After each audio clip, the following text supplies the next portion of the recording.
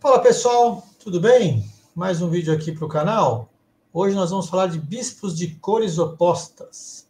Esse é um tema muito complicado e a galera, muitos acham, por exemplo, que é empate. Ah, bispo de cores opostas é empate, é fácil de empatar. É o contrário, tá, pessoal? Na grande maioria das vezes, o bispo de cores opostas, um lado sai vencedor. Nós vamos ver o porquê disso depois da vinheta.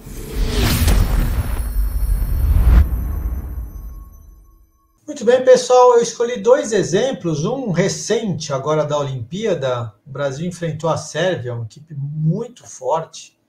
O Brasil lutou o match todo, foi um match bastante duro e, enfim, o match estava equilibrado, mas no final o jogador Predic, né, da Sérvia, primeiro tabuleiro jogando com o nosso primeiro tabuleiro SUP, ele ficou 70 lances moendo, tentando, sempre aquela coisa de ficar indo para lá e para cá, pressionando o SUP, que estava numa posição que é empate do ponto de vista do computador, mas é chato defender. O SUP defendeu muito bem, aguentou a pressão praticamente durante todos esses lances, né, que eu estou comentando, mais ou menos uns 70, mas teve uma hora que ele acaba errando e o Predic venceu.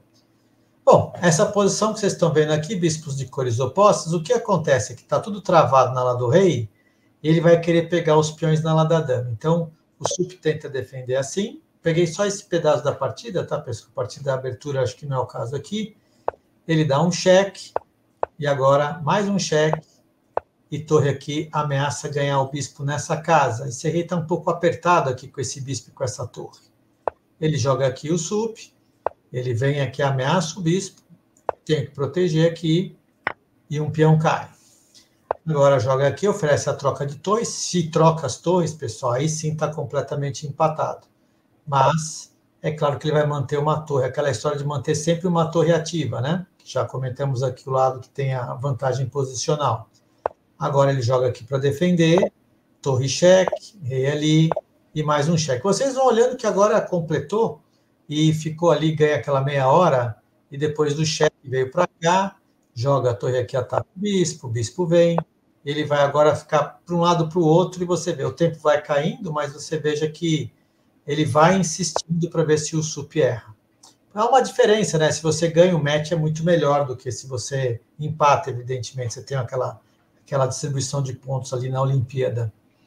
Então jogou aqui torre para o peão, rei G2, torre aqui, o jogo segue empatado, porque agora o que vai acontecer? Eu precisaria estar com esse rei no território inimigo. Se eu tivesse por aqui, aí a chance das pretas ganharem é alta, por causa daquela história das 3 peças atacando o rei. Mas como é que eu faço isso? Eu não consigo passar. Então ele vai tentar ir na ala da dama para ver se encontra uma brecha aqui.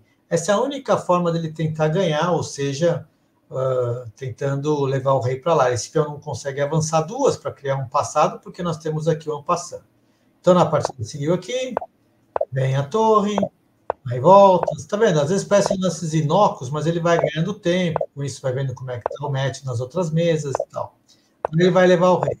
Cheque, passa para um lado, e mais um lance de torre, ataca, e vai com ali, ataca o peão, defende, dá um cheque, volta e vai com o rei. Ou seja, ele vai incomodando, né? Segue bispo aqui, rei vem, bispo C4, torre para cá, ele joga aqui. Tem que tomar alguns cuidados também, porque se vier para cá e tem um bispo aqui dar um cheque, por exemplo, é capaz de levar até um mate. Então, ele tem que tomar também os seus cuidados aqui, o preto. Jogou para cá cheque, tira aqui, para não levar descoberto, bispo volta, aí ele vem com o bispo D4 para poder liberar essa casa. O SUP não deixa ele passar, porque aqui nós temos o descoberto nessa casa. Ele vem com a torre para C1, o SUP passa o rei, e agora ele vem com o rei para cá, porque agora não tem o descoberto ganhando a torre. Com isso ele quer levar o rei. O SUP passa o bispo para cá, dá cheque, quando vem para cá, oferece a troca das torres, o computador lá não gosta, dá um cheque, vem, passa a torre, o SUP vai ali, empate, fica insistindo, fica repetindo, ataca o bispo, passa o bispo para cá, torre para B1, porque ele quer ver se dá para caminhar com o rei. Ele joga rei para lá, bispo C5, vem o bispo, e vai chegar o momento aqui, são 70 lances, pessoal, indo e voltando, isso incomoda, o jogador que está defendendo fica cansado, o cara de branco e preto aqui dificilmente vai cometer um erro garrafal, mas o branco tem que ficar se mantendo. O sup fez o certo, tentando cortar a coluna B para não deixar o rei passar, né? Mas dá um cheque, vai, volta, bloqueia de bispo, vem para cá novamente, corta para poder passar, cheque, vem o rei. Aí aqui, bispo D4 cutuca a torre, e aí quando a torre sai, ele vai com o rei mais um pouco, aqui já tem que tomar alguns cuidados. E quando eu tiro o bispo para atacar aqui o peão do C7, que era a ideia do sup, ele bloqueia para defender, mas o computador já dá outra coisa, já sacrificando o peão. Ele joga para cá, cheque novamente, passa a torre, o sup dá um cheque, não pode vir para cá que leva a torre para o bispo, eu sou obrigado a voltar, volta para a torre, vai, o bispo ataca, cheque. Esse já está estranho porque ele consegue passar agora com o rei. E aqui é o momento que eu acho que o sup, enfim, é difícil dizer, né? Ele está lá com 9 minutos, ele está até jogando relativamente rápido, mantendo o tempo, porque se você fica com 1 minuto, 50 segundos, a chance de você cometer um erro é maior. Mas o que acontece é que o rei passou, né, pessoal? E agora ele tem boas chances de ganhar a partida, porque esse rei vai até aqui. Então, aquela história das 3 peças atacando o rei. E como são bispos de diagonais diferentes, o que acontece? Você muitas vezes não consegue defender as casas pretas, né? O sup veio com a torre para cá, ele sacrifica um peão, porque se tentar chegar até aqui, pessoal, tem essa outra defesa que é cheque, e o rei é obrigado a sair. Ele dá esse peão para tentar desviar, ele vem com o bispo, vai com o rei, ataca o bispo, vai, rei aqui, ele mantém, se eu jogar aqui, bispo cheque, então ele joga aqui para poder ir com o rei, sem permitir o cheque, mantendo a defesa na torre. Ele vem para cá, ele acaba jogando o rei aqui, atacando a torre, quando defende, aí o cheque, para não perder a torre, tem que cobrir, e após as trocas, rei aqui, né?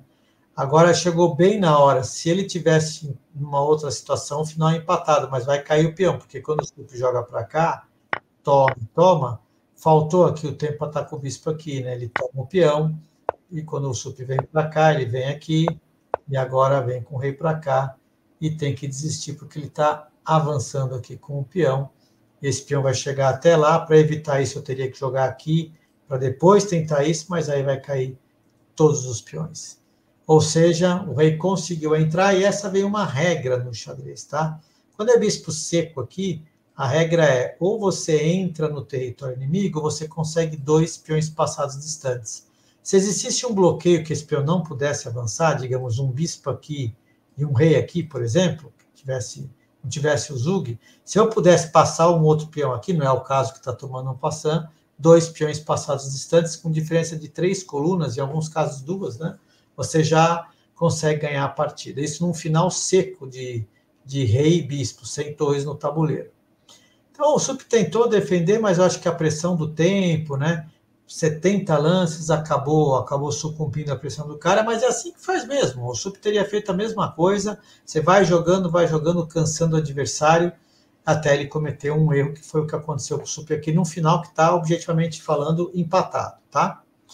O próximo exemplo, pessoal, fui eu que joguei uma partida em 79 contra Martins, eu não me lembro agora, eu perdi essas planilhas, mas foi uma partida bastante interessante, que eu joguei lá em 79, e é um final seco de bispos de cores opostas. Vamos tentar dar aqui uma olhadinha na partida. Deixa eu ver aqui. Olha lá, deixa eu pegar aqui, pessoal. Então, essa partida aqui, eu queria que vocês pensassem e tentassem descobrir de pretas qual é o procedimento ganhador. Não é tão fácil não encontrar. Eu sempre deixo esse exemplo assim, para os meus alunos, né?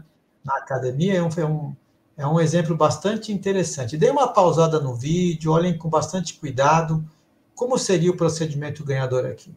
E aí, pessoal, descobriram? Muito bem. Como eu falei, esse é um final seco, né? Eu tenho já um peão passado aqui que exige o bloqueio do bispo. Então, se eu pudesse chegar com o meu rei aqui, passar pelo território inimigo, ativando o rei, eu vou em direção a esse bispo, e esse bispo vai ter que sair, vai custar a peça. Então, ou eu entro no território inimigo, ou eu faço um outro peão passado distante, do outro lado, né? Não adianta ser peões juntos, que às vezes o bispo e o rei bloqueiam. Mas como é que eu vou fazer peão passado aqui? Difícil, né? Se fosse vez das brancas nesse momento, as brancas empatariam com o H4. É importante notar isso. Se joga agora o H4, está empatado. Mas como era a minha vez, eu joguei G5. Veja, se você tenta jogar H4 aqui, toma, rei G4, esse peão vai cair, e aí eu vou ter 2 peões passados distantes, ganha facilmente. Ou seja, não pode nem pensar em avançar o peão. Então, o que ele faz? Ele passa. Foi o que o adversário fez, o Martins falou, aqui como é que vai passar aqui, né?